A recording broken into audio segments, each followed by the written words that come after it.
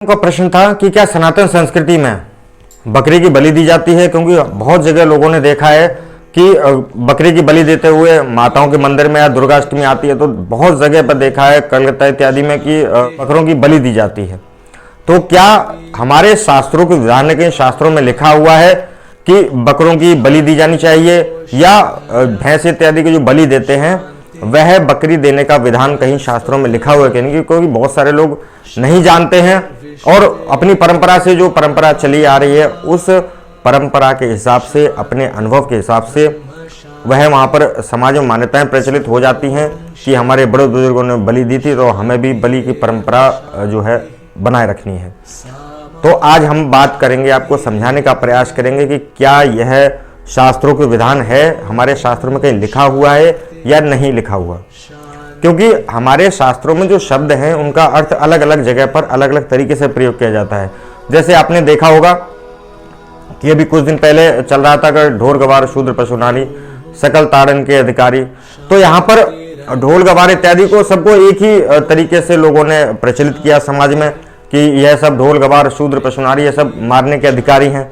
ऐसा नहीं है, उसमें ताड़ने का अर्थ देखने से होता है कि और ध्यान रखने से कि ढोर गवार शूद्र पशु का ध्यान रखना चाहिए। यदि आपकी पत्नी, आपके पहले समय प्राचीन समय में पत्नियां पति के आगे नहीं, बराबर में नहीं चलती थी, पीछे चलती थी, वो घूंघट लगाए चलती थी, तो यह आदेश था व्यक्ति को कि जब आप चलें तो अपनी पत्नी का ध्यान रखें कि वो पीछे आ रही है नहीं। तो ताड़ना मतलब देखने, ध्यान देने के अर्थ में कि अपनी पत्नी का ध्यान रखना चाहिए। और लोगों ने क्या प्रचलित किया कि वो औरतों को जो है अपमान हो रहा है, स्त्रियों पर अत्याचार के माध्यम से हमारे रामचरितमानस में गलत लिखा हुआ है। तो ऐसे ही लोगों ने शब्द का अर्थ नहीं समझा और वो शब्द कहना क्या चाह रहा है इसको ना समझते हुए समाज में, अपने सनातन संस्कृति में, सनातन में परंपराएं डाल दी कि बकरी की बलि दी जानी चाहिए, भैंस इत्यादि की भी बलि दी जानी चाहिए, इस प्रकार से। लेकिन क्या है, शास्त्रोचित ठीक है कि नहीं? एक बार की बात है, राजा प्राचीन बरही बहुत बड़ा यज्ञ कर रहे थे और उस यज्ञ में वह अनेकों अनेक घोड़ों को बलि दिए चले जा रहे थे और अनेकों अनेक बकरे जो है उनकी बलि चढ़ाए चले जा रहे थे। क्योंकि उन्होंने शास्त्रों में कहीं लिखा होता था कि पशून आलभेत, पशुओं की यज्ञ में बलि दी जानी चाहिए। आलभेत का अर्थ होता है स्पर्श करना।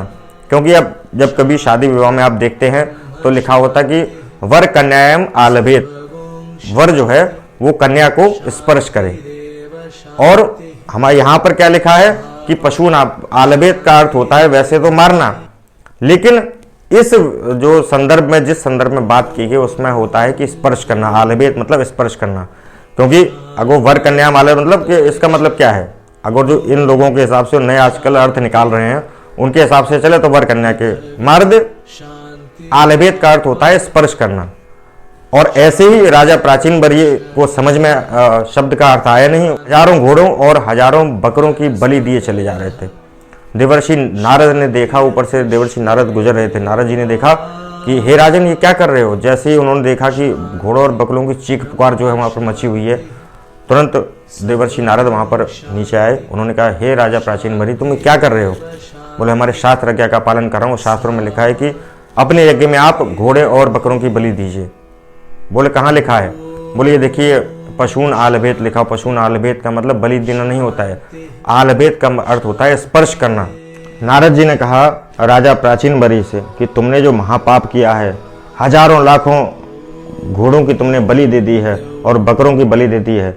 घोड़े और बकरे की बलि देने का अर्थ यह है हमारे शास्त्रों में कि आलभेत का मतलब ये नहीं होता है कि आप उसकी बलि दें। आलभेत का अर्थ होता है स्पर्श करके आप उसको छोड़ दें। लेकिन तुमने ये महापाप किया है, इससे तुम्हें नरक में भी जगह नहीं मिलेगी। राजा प्राचीन बरही का मैं तो शास्त्र आज्ञा का पालन किया है। बोले शास्त्र आज्ञा लिखी है उसमें। शास्त्र आज्ञा का मतलब होता है, घोड़ा किसको कहते हैं हमारे शास्त्रों में, और बकरा का प्रतीक क्या माना गया है। बकरे का मतलब होता है ममता। बकरे को आपने देखा होगा मैं करता रहता है, उसे ममता बहुत होती है। और घोड़े का मतलब होता है अहंकार। ममता को और अपने अहंकार, जो आपके मन में अहंकार बसा हुआ है, उस अहंकार की आपको बलि देनी है। और तुमने क्या किया, जिंदा घोड़ों और बकरों की बलि दे दी, जिससे तुम्हें अब नरक में जाना पड़ेगा। राजा प्राचीन बरही का ये तो मेरे से घोर पाप हो गया है। बोले अब इसका कोई प्रायश्चित नहीं है। जैसे ही नारद जी ने राजा प्राचीन बरही को जो भी उन्होंने यज्ञ में घोड़े और बकरी की बलि दी थी, वो सभी उनको आसमान में दिखाई, सबकी आत्माएं आकाश में दिखाई दे रही थी और सभी जो है चीख पुकार के यही कह रही थी कि राजा जैसे ही आप ऊपर आएंगे हम आपसे अपना बदला लेंगे।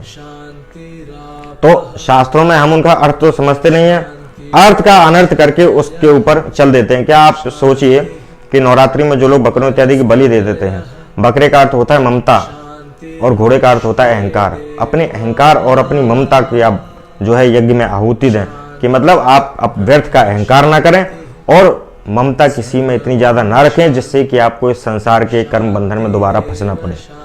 छोटी सी बात आप समझने का प्रयास करें कि हमारी जगत माता जगत जननी, जो हम नवरात्रि पे जैसे जो लोग बकरों की बलि देते हैं, उनको सोचना चाहिए कि क्या जैसे जगत जननी माँ दुर्गा हैं, क्या कोई और हम उनके पुत्र हैं? सभी प्रकार के जीव जंतु वनस्पति सभी उनके पुत्र हैं और पुत्रियां हैं।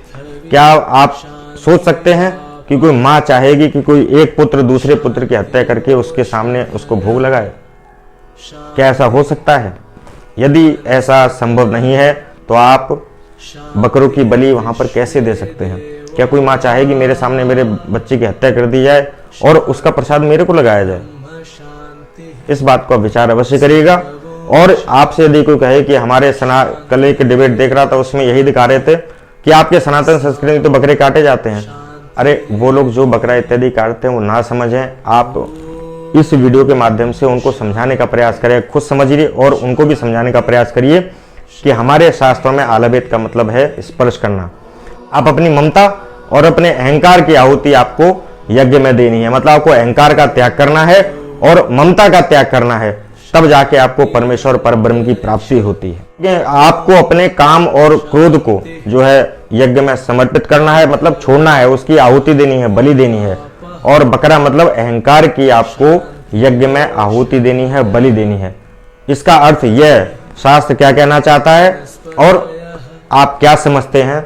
बड़े बुजुर्गों संत ऋषियों से यदि आप चर्चा करेंगे, संतों का संग करेंगे, तब आपको यह इन बातों का उत्तर आपको अवश्य मिलेगा। क्योंकि आज किसी ने मेरे से प्रश्न किया था कि हमारे हिंदू शास्त्रों में भी, सनातन संस्कृति में भी बकरी की बलि दी जाती है, तो मैंने उनको यही समझाया कि बलि देने का मतलब ये होता है, बकरे का मतलब होता है अपने अहंकार की आपको यज्ञ में बलि देनी है। लेकिन कुछ मान्यताएं जो परंपराएं शुरू से चली आ रही हैं, जो हो सकता है हमारे बड़े बुजुर्ग ना समझ पाए हों और हम उसी परंपरा का निर्वाण करते हुए चले आ रहे हैं, तो आपको इस बात का विशेष रूप से ध्यान रखना है कि कोई माँ ये नहीं चाहेगी कि उसके सामने उसके बच्चे की बलि देकर आपको वो भोग लगाया जाए। तो आज से जो भी आपको पूछे कि हमारे शास्त्रों में बकरे का बलि देने का विधान है, तो आपको स्वयं कह देना है कि बकरा अहंकार का प्रतीक है। हमारे शास्त्रों में कहीं भी हिंसा नहीं लिखी हुई है। हमारे शास्त्रों में लिखा है अहिंसा परमो धर्म। हमारा शास्त्र अहिंसा पर चलता है। हमारे वेद पुराण सभी अहिंसा की बात करते हैं। हिंसा की बात तो हमारे सनातन में है, तो यहाँ तक लिखा गया है कि आपको चींटी को भी देखकर चलना है कि आपके पैरों से कहीं चींटी न मर जाए। तो आप क्या सोचते हैं, वो शास्त्र जो है वो बकरे और भैंसों इत्यादि, घोड़ों इत्यादि की बलि की बात करेगा? यह सब गलत है, क्योंकि आपको उस बात का अर्थ बहुत पता होना जरूरी है कि उसके पहले का संदर्भ क्या चल रहा है और आगे उसका अर्थ क्या है। जब तक आप उसका संदर्भ नहीं समझेंगे तब तक आपको अर्थ सही उसका पता नहीं लगेगा और अर्थ का अनर्थ करके आप वे परंपराएं नीचे चलती जाएंगी, जो कि आने वाले समय में हमारे सनातन संस्कृति पर जो लोग प्रश्न उठाने वाले लोग हैं वो इन्हीं बातों का प्रश्न बनाकर हमें जो है वो नीचा दिखाने का प्रयास करते रहेंगे। तो आज के लिए बस इतना ही। कल किसी नए विषय पर चर्चा करेंगे। तब तक के लिए धन्यवाद, नमस्कार, राधे राधे, जय हिंद, वंदे मातरम।